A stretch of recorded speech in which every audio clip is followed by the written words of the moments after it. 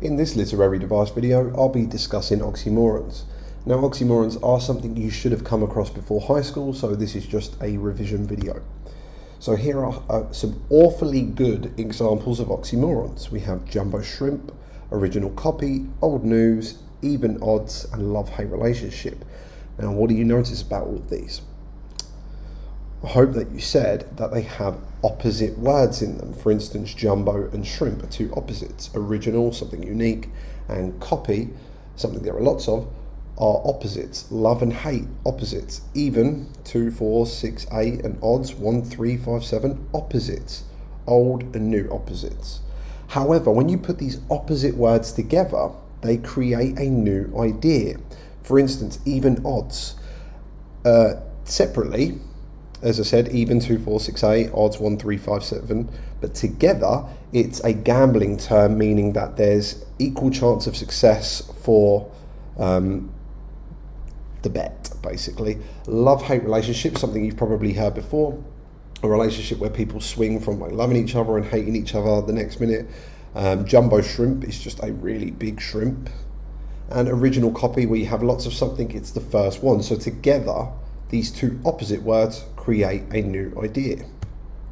So why do we use oxymorons? Well, they can give a sense of comedy and humor, or a sense of irony in something. So I can resist anything except temptation, said by Oscar Wilde. Resist, to say no to something, and temptation, like he can't resist the temptation. He gives in. So we've got saying no and giving in. That's an oxymoron, and it's quite a funny quote. All animals are equal, but some are more equal than others. This is from George Orwell's Animal Farm.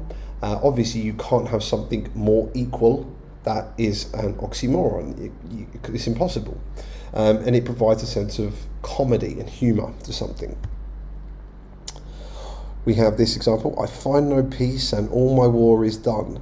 I fear and hope, I burn and freeze like ice. I flee above the wind, yet can I not arise? This is from Tennyson, and it's part of a poem.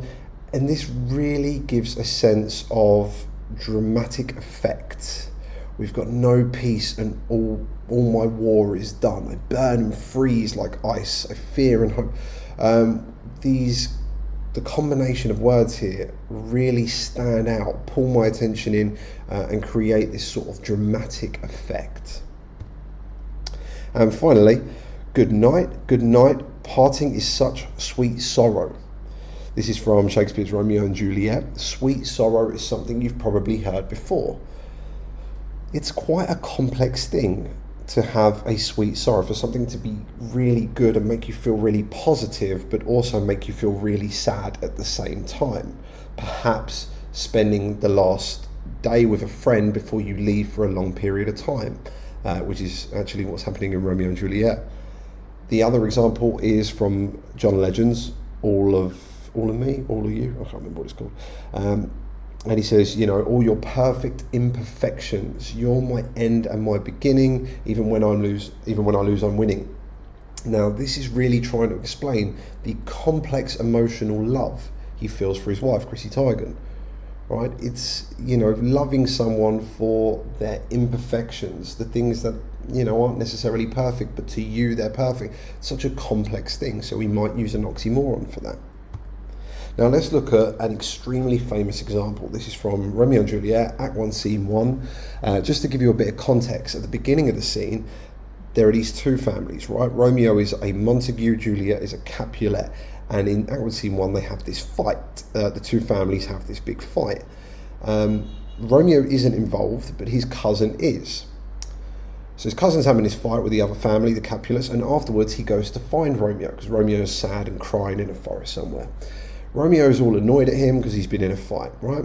Romeo also happens to love this girl, Rosaline, who doesn't love him back. And he then says this big speech filled with oxymorons. So I'll read it to you now. Why then, O brawling love, O loving hate, O anything, O nothing first create, O heavy lightness, serious vanity, misshapen chaos of well-seeming forms, feather of lead, bright smoke, cold fire, sick health, still wake and sleep, that is not what it is. This love I feel, that feel no love in this. So a lot of people, it's open to interpretation. Many people think that Romeo is referring to his love with this woman, Rosaline, who doesn't love him back, but also he could be referring to the families fighting and the fight that has just happened. He's actually just had a go at Benvolio before this. So I asked students in 2019 to analyse this, and this is actually an answer one student had.